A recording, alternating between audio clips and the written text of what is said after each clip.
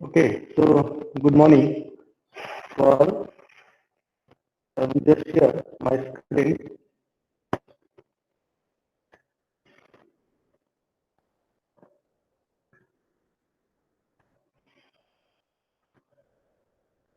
Check it at your end. Is it visible?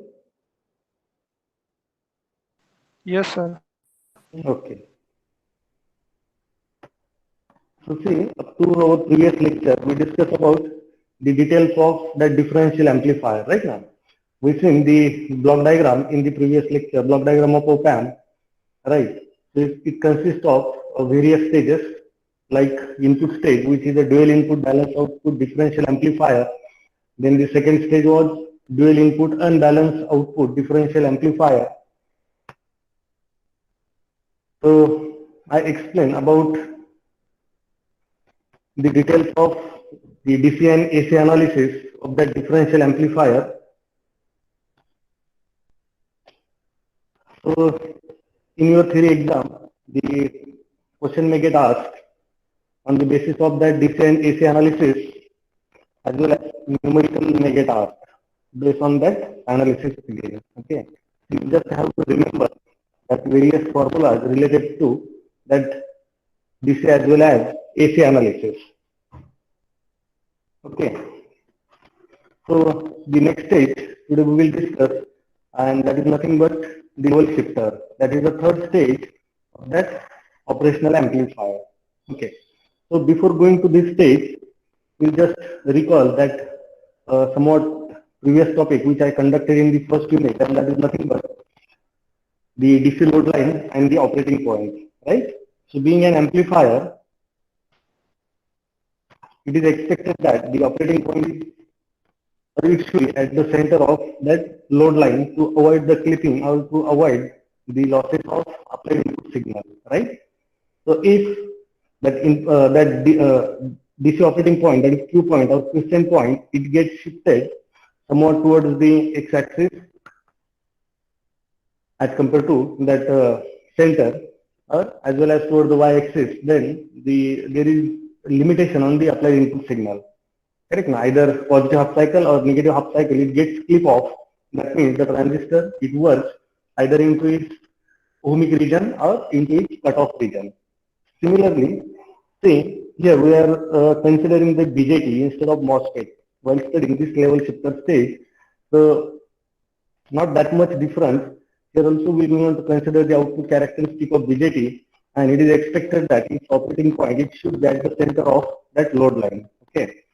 But as we discussed last time, as it is a direct couple amplifier, there is no link. That means like a capacitors, etc., coupling capacitors, etc. That DC components it gets added with this amplifier, right?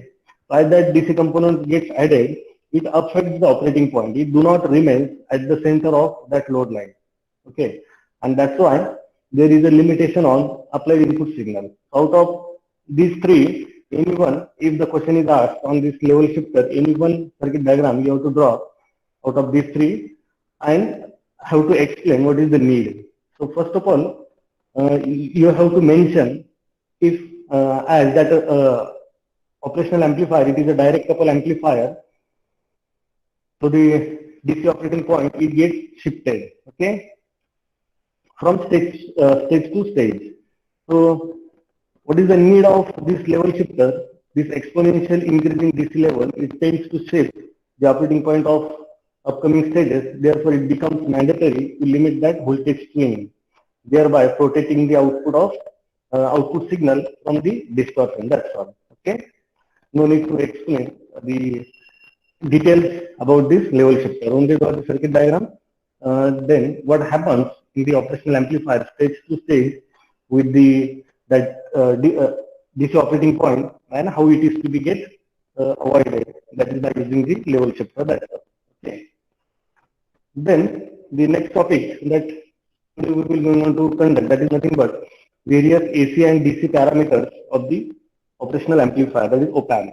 In that, first one I taken it as a input offset voltage. You might have studied it during your first year, but just I will go on to highlight all these and we'll go on to discuss over here is significant, right? So the first one is input offset voltage. It is the whole input offset voltage is defined as the voltage that must be applied between the two input terminals of an op-amp to null or zero the output. Now remember, if you have taken, just think it by practical way, right? So just implement that op-amp on the breadboard. There are two input terminals. Already I told that is inverting and non-inverting terminals. That is pin number 2 and 3, right? It is a dual input amplifier. Two inputs are there. Okay. So see, as pin number 6, it is the output terminal of this op-amp. Then pin number 4 and 7 are the plus minus VCCs. So just think that op-amp is taken, that is 8-pin IC, it is implemented on the breadboard, powering is done, that is plus minus VCC is applied to this op-amp for its operation, and at the output side, a DMM is connected, digital multimeter, right? And both input terminals of this op-amp, if it is connected to the ground, that means at zero potential, right? So what should be the output? What do you think? Both inputs are at zero level. That means the differential voltage will be zero. Expected output is what? What do you think? Can anyone? Are you got what I asked? Or shall I repeat it again? See, just respond me, then and then you will be able to understood all these parameters properly and are very important as a, we can say, lifelong learning. That's why I'm asking. You have to keep it in mind throughout your life. Can anyone? For any amplifier, whenever we are applying input at zero, what is the output? Expected output is zero. I'm not asking that much tough questions. It's very logical. Okay. For any amplifier, when input is zero, output will be zero. Right now. Similarly, if for this op-amp, if both inputs are at the ground potential, that means at zero level, or even if you have kept it as open, pin number 2 and pin number 3, that is inverting and non-inverting terminals respectively, the expected output measured on the DMM, it should be at zero, right now, ideally. But remember, practically what happens, even if that inputs are zero, or the input terminals are kept as open circuited, at the output we are getting somewhat output voltage. Okay, expected is zero, but somewhat plus minus output may get obtained from this op-amp, right? Expected is zero, so to null that output to zero, somewhat input voltage is required, right? Somewhat input voltage which required to null the output or to make the output zero, that required somewhat input voltage is known as input offset voltage. Note down it properly. Okay.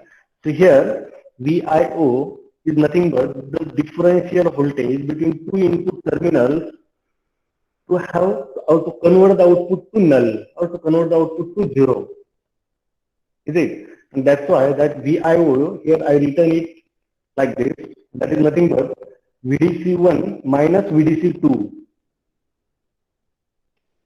My voice is breaking. Is it okay now? Check it. Yes, sir. To see that input offset voltage, it is nothing but the voltage required to convert that output offset voltage to zero, right? That is nothing but VIO equals to VDC1 minus VDC2. For a particular IC here, I taken one example, that is our conventional op-amp, that is 741.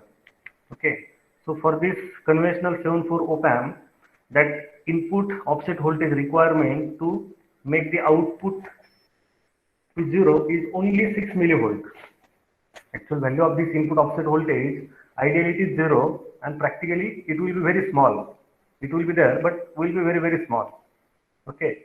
And hence, for 741 particularly, as per the data sheet, that value is mentioned as 6 millivolts. Note down it properly. Okay. Then, next parameter is input offset current. So, one formula is given to determine that input offset voltage, or to find out the input offset voltage, is IIO. It is denoted by IIO, is nothing but IB1 minus IB2. Okay. See, what is that IB1 and IB2? IB1 and IB2 are nothing but the input currents which are flowing through both the input terminals of that op amp. Okay. See that IB1, as per the circuit diagram, here it is shown as it is flowing through the non-inverting terminal. This is nothing but IB1. Okay. And this one is IB2. So the difference between these two currents, IB1 minus IB2, is nothing but input offset current. Again, that input offset current, ideally it is 0 and practically it is very, very small. Can anyone answer why that input offset current value is very, very small? You already studied it during your first year. Can anyone? No. Okay. So see, one of the parameter you might have studied about the input impedance of op amp. Ideally, input impedance of op amp is infinite. That means it is the impedance between that two input terminals. Just a minute, I will show you that equivalent diagram so that it will be very clear. See, this is the equivalent of op amp. Is it visible to all properly? Just check it. See, that Ri is shown. This one. This is the Ri. That is nothing but input impedance of op amp, which is in between the two input terminals, that is inverting and non-inverting terminals. Okay. And how that input currents will be going to flow from non-inverting terminal, that is positive terminal, that current will be going to flow like this, and from non-inverting it will be going to flow like this. But as the Ri, input impedance of that op amp, is generally we are saying it is infinite. Okay. Infinite means what? These two terminals will remain open from each other right now. But practically it is not infinite again. When Ri is infinite, it is ideal consideration. Practically it is very, very high. And when this Ri will be very, very high, how much will be the IB1 and IB2? It will be very, very small. Right? When that IB1 and IB2 will be very, very small, the difference between that two, that is nothing but input offset voltage, it will be very small. And hence, for this IC, again 741, that IIO, input offset current, it is 200 nanoampere maximum. Right? So remember, ideally, input offset current is also 0, input offset voltage is also 0, and practically, both will be very, very small. That's why, for particularly for the 741, that VIO, that is input offset voltage, it is just 6 millivolts, and IIO, it is also maximum 200 nanoampere. Right? So here, I mentioned one line, as the matching between two input terminals is improved, the difference between IB1 and IB2 becomes smaller. That is, IIO value decreases further. Okay? So, for a precision op amp, one more example I taken. See, the difference between the general purpose op amp and the precision op amp. You have to remember these two words. General purpose op amp, if it is 741, see, under this number, under this IC, the various op amps are available. 741 as a general purpose, 741 as a precision. Right, precision op amp. Precision stands for its parameter will be very precise, or the output it will be going to give us very precisely. Okay, so for precision op amp, that is 741C, IIO, it is just 6 nanoampere, and for general purpose op amp, it is maximum 200 nanoampere. So both are actually very small, right? So ideally, input offset current, remember, It is 0 and practically it should be as low as possible. Then we'll switch to the next parameter, that is nothing but input bias current. Okay, looking towards how it is to be calculated, you can easily understood it. It is nothing but average of IB1 and IB2. That input bias current, it is determined as IB equals to IB1 plus IB2 divided by 2. So it is the average of input current or input bias current. Okay. So for 741C again, that input bias current, it is maximum 700 nanoamperes, and for precision 741 it is plus minus 7 nanoamperes. Then the differential input resistance. Okay. So first of all, see how it is to be measured. Ri is the equivalent resistance that can be measured at either the inverting or non-inverting input terminal with the other terminal grounded. Right. Simply it is a resistance measured at any one terminal by considering other input terminal as a ground. Okay. So just imagine if we have taken the DMM, if it is adjusted on resistance measurement, I will go on to connect any one terminal of that op-amp, input terminal of that op-amp to the ground. Other terminal I will keep it as open. Now how that DMM is to be get connected, its positive terminal, it should get connected to the remaining input terminal which is not grounded, and negative terminal of that DMM, it should get ground. So whatever the resistance that DMM will show, that is nothing but differential input resistance, Ri. Okay. As already I told, the input impedance of op-amp, it is very, very high. Ideally it is infinite. So our DMM will going on to read that differential input resistance as very high value. And hence for this 741, it is mentioned its input resistance or differential input resistance is relatively high, almost in mega ohms. So for this 741, particularly that input resistance is 2 mega ohm. Okay. Then the next one, it is common mode rejection ratio, CMRR. Okay. So first of all, see what is that CMRR? It is defined as the ratio of differential voltage gain to the common mode voltage gain, and that is nothing but AD and ACM respectively. Okay. So we'll see later on what is that differential voltage gain, AD, and common mode voltage gain. Okay, I will explain it over here. Otherwise, you can't understood this parameter that much properly. Differential gain means what?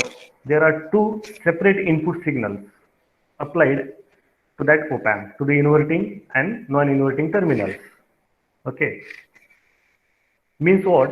See, I will take one example. If there is a two signals having its amplitudes as 2 volt and 3 volt, separate two signals are there. One is applied to the inverting terminal of this op-amp.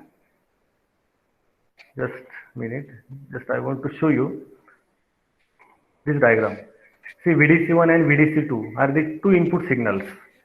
If VDC1 is 3 volt and VDC2 it is 2 volts, correct? How much will be the differential voltage? Already I explained in the previous lecture. Differential voltage is nothing but the difference between these two signals. So difference is 1 volt. As I am considering that VDC1 as a 3 volt and VDC as 2 volts. So the difference is plus 1 volt. Right.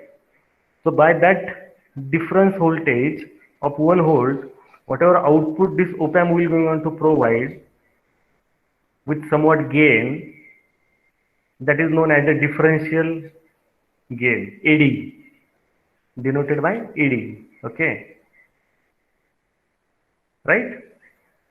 So that gain, differential gain of that op-amp divided by common mode voltage gain. Common mode voltage gain means what? If these two inputs, that is VDC1 and VDC2 are same, that is nothing but if VDC1 is 3 volt, VDC2 is also 3 volt. Or in another way, if both terminals are tied together, okay, and if it is that input signal is commonly applied to it. Got it? See, if this non-inverting terminal is connected over here like this, inverting and non-inverting tied to each other, and commonly a single input is applied as a VDC only of 3 volt. Again, it will going on to provide us somewhat output with somewhat gain. Okay, means for example, if VDC1 is 3 volt, which is commonly applied to both the input terminals, and if we got the output as a 6 volt, so the common mode gain will be how much? 2. That gain times of common mode input voltage, the output is obtained as a 6. So that ACM will be 2. That is the meaning, right? So this is nothing but that common mode voltage gain, ACM. So the ratio of differential voltage gain, that is AD, to the common mode voltage gain is known as a common mode rejection ratio, that is CMRR. CMRR, it is very high, because that ACM, it is very small, common mode voltage gain. See, generally we are saying if the input bias current or input offset voltages are very small, or we can say as the input impedance is infinite, and that's why input bias current is almost 0, or input offset current is almost 0 ideally. So this ACM will be very small, and almost it is 0. Okay, ideally that ACM is 0, and that's why CMRR ideally it becomes infinite, while differential gain is large. Generally we are saying the open loop gain of op-amp is infinite. You might have studied it, right now. So that AD is very large, while that ACM, that is common mode voltage gain, ideally it is 0. So looking towards this formula to calculate the CMRR, that is nothing but AD by ACM. So AD as a large value divided by 0, anything divided by 0 is infinite. Okay, so this CMRR, common mode rejection ratio, ideally it is infinite. But practically again, even if that AD is very large, ACM will be non-zero. It will be very small, but will not be 0 practically. So very large value divided by very small value, its answer will be very large. And generally it is determined in decibel. So remember that CMRR for 741, it is 90 dB.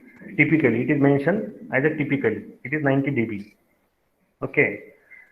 We have to perform one practical also based on all these parameters, or somewhat parameters out of all these. Okay. So whenever we will discuss, or whenever we will perform that practical, at that time we will going on to compare all these parameters, typical parameters given in the data sheet of that particular op-amp. Our answer should be closer to these given values. Typically, means practically we should obtain the CMRR, for example, for the 741 closer to 90 dB, somewhat plus minus, but it should be closer to 90 dB. If we got it as exactly 90 dB, then it's very good. Okay. Then next one, supply voltage rejection ratio, or it is also known as power supply rejection ratio, PSRR, power supply rejection ratio, or it is also known as supply voltage rejection ratio, SVRR. So what is that SVRR? It is the ratio of the change in the input offset voltage to the corresponding change in power supply voltages. Okay, means what? See, as we are applying plus minus DC voltages to the op-amp for its operation, generally we preferred almost 12 to 15 volts plus minus. So instead of that, if we applied 13 or 14 volts, then also it's okay, because that manufacturer in the data sheet provides its operating voltages. It is almost up to, I think, 18 volts, plus minus 18 volts, but instead of directly as maximum plus minus 18, generally we prefer 12 to 15 volts, right? So even if it is 12 or even if it is 15, then the input offset voltage, it should remain same. Correct? So this SVRR, it should be, or power supply rejection ratio, it should be as low as possible. Ideally it is 0. Correct? That means even if the supply voltage gets changed, powering voltage to that op-amp, even if it gets changed, then its input offset voltage, it should remain same. There should not be change of this input offset voltage with respect to change in supply voltage. Okay? So this is expressed in millivolts per volt or in decibel also. Okay? So see, you will observe this SVRR or PSRR equals to delta VIO by delta V. This delta V is nothing but the change in supply voltage plus minus VCC. Correct. So as I said, even if there is change in supply voltage, this delta VIO change in input offset voltage, it should remain 0. There should not be change in input offset voltage by change in supply voltage. That's why I will say here that delta VIO, it should be 0. Right? And whenever that delta VIO will be 0, this SVRR or PSRR, ideally it will be 0. But practically, small change in input offset voltage occurs when there is change in plus minus VCC or that supply voltage. Right? As that delta VIO is very, very small, see this PSRR or SVRR, it will be very, very small. And again for 741, that SVRR, it is given as only 150 microvolts per change in 1 volt of supply voltage. What it means, for example, by using that power supply as 12 volt, okay, if I got somewhat VIO, right? For example, that VIO input offset voltage, see for this 741, it is given as 6 millivolts. Okay, typical value of that input offset voltage is given as 6 millivolt. So we'll consider the same example over here. By applying plus minus VCC to this op-amp, if I got that VIO as a 6 millivolts, and if I change now that supply voltage from 12 to 13 volts, that means change in supply voltage is by 1 volt. Okay, how much will be the change in VIO? That change in VIO will be 6 millivolts per plus 150 micro. Correct? That means what happens with the input offset voltage? It also gets increases by 150 microvolts typically by changing that.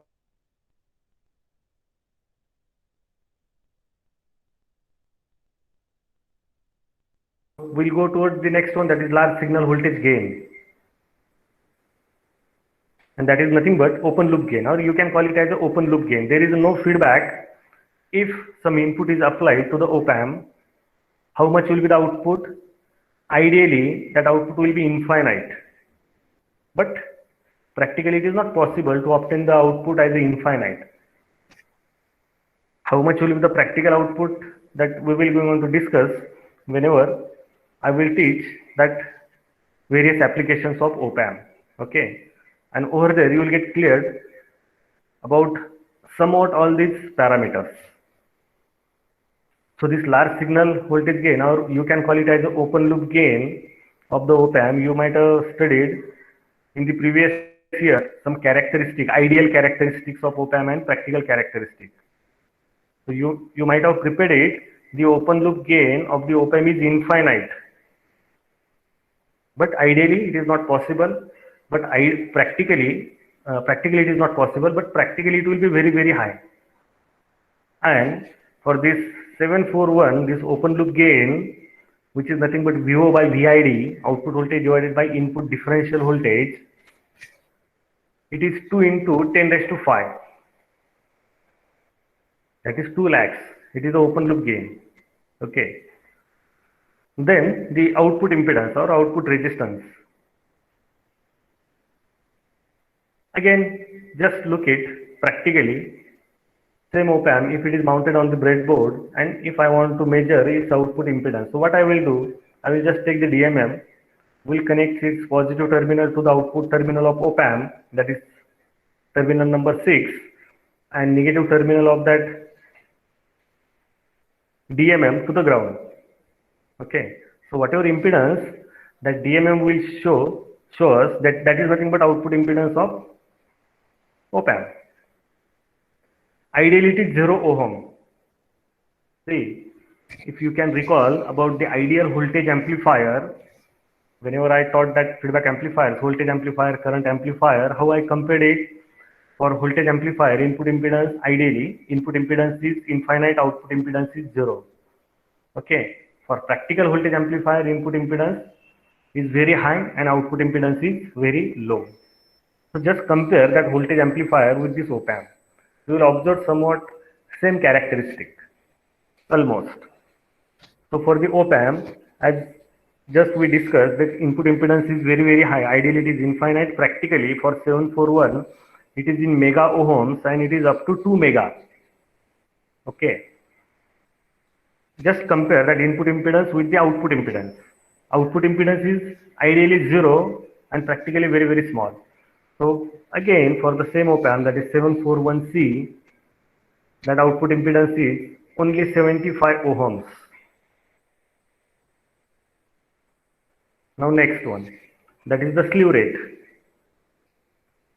It is also very important while studying or while selecting the op-amp for a particular application. Okay, how it is to be selected, that also I will going to explain whenever we will see the various applications. So this slew rate, it is defined as the maximum rate of change of output voltage per unit of time under large signal conditions, and it is expressed in volts per microsecond. I will just explain it simply.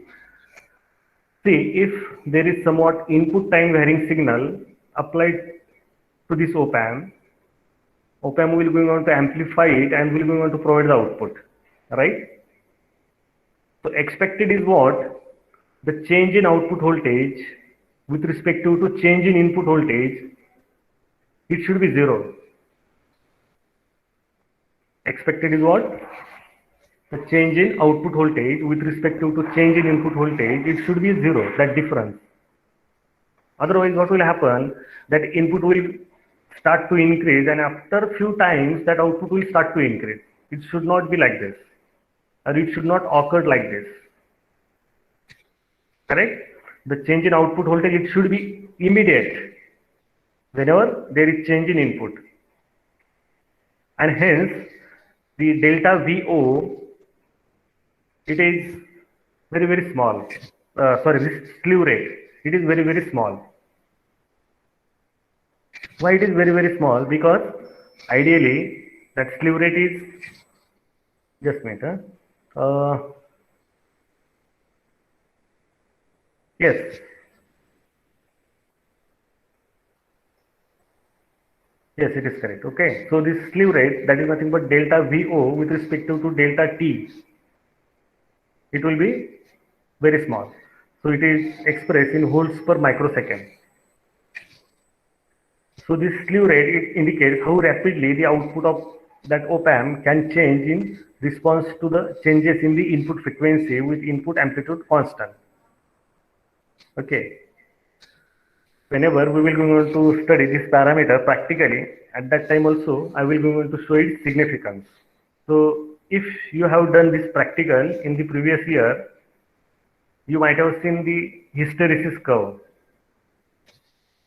Okay, what is that hysteresis curve? If it is possible, that also I will be going to show you. Okay, so just remember it.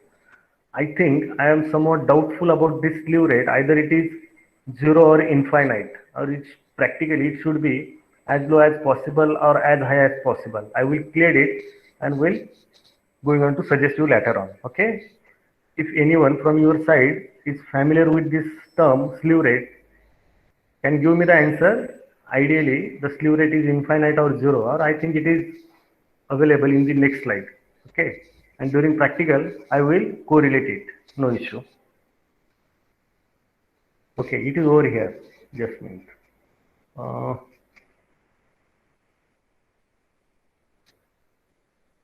Infinite, yes. See that last point. Slew rate is infinite. So I will correlate now. See, as delta VO, if change in output voltage occurs immediately with the change in input voltage, that means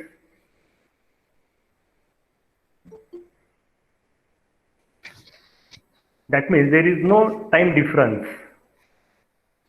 See how to prepare it. Change in output voltage with respect to change in input voltage, that means there is no time difference. That means that delta T will be zero. So anything divided by zero, it will be infinite. So the expected slew rate, it should be as high as possible. Okay. So for the 741, that slew rate, it is mentioned as just 0.5 volts per microsecond. Right? For 1 microsecond. The change in output voltage, it occurs by 0.5 volts.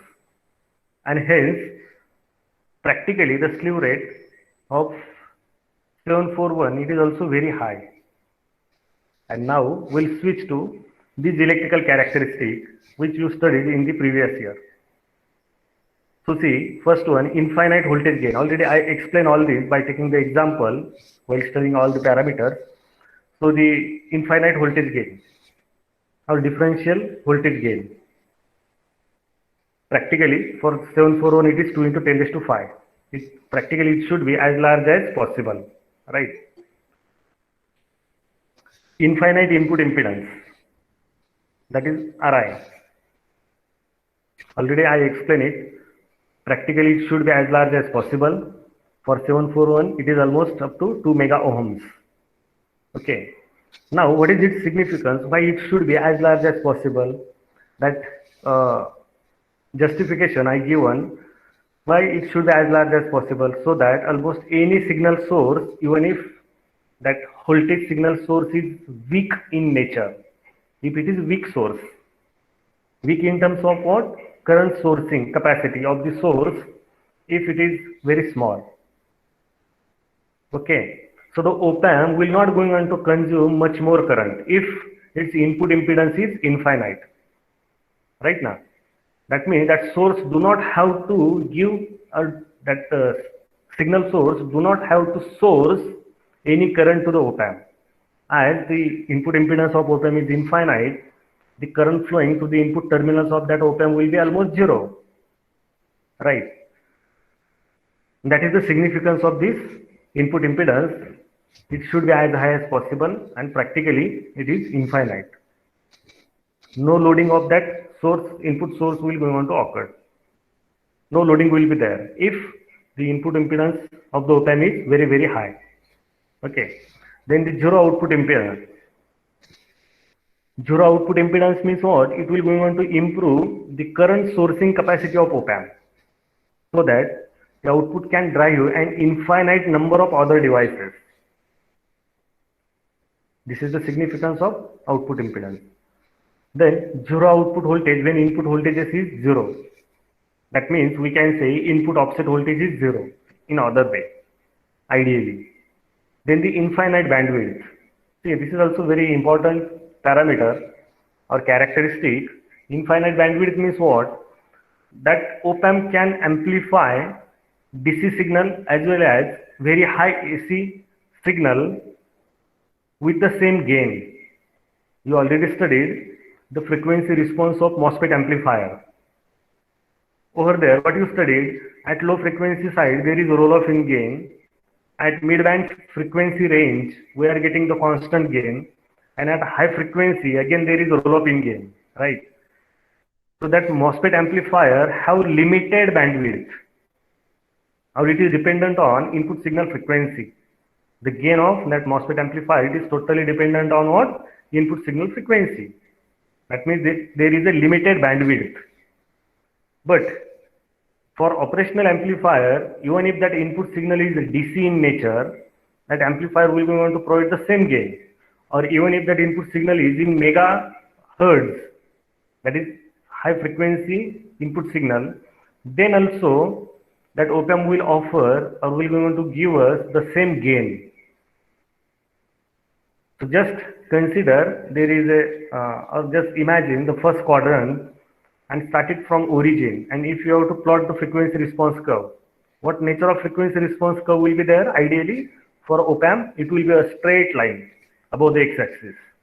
That means on x-axis there will be a frequency, and on y-axis we are considering the gain.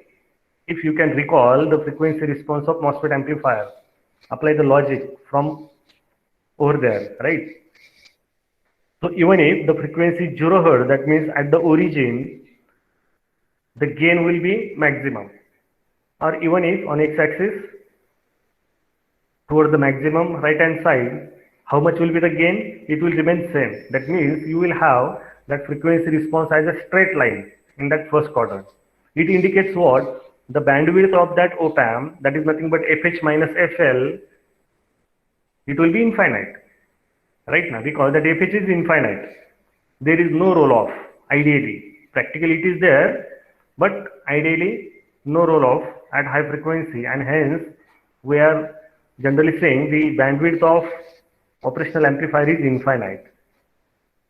Then already we discussed the CMRR, common mode rejection ratio, that is AD by ACM, differential gain by common mode gain. Common mode gain is 0 ideally. As ACM is 0, whatever may be the AD, the common mode rejection ratio, CMRR, that will be infinite. Okay.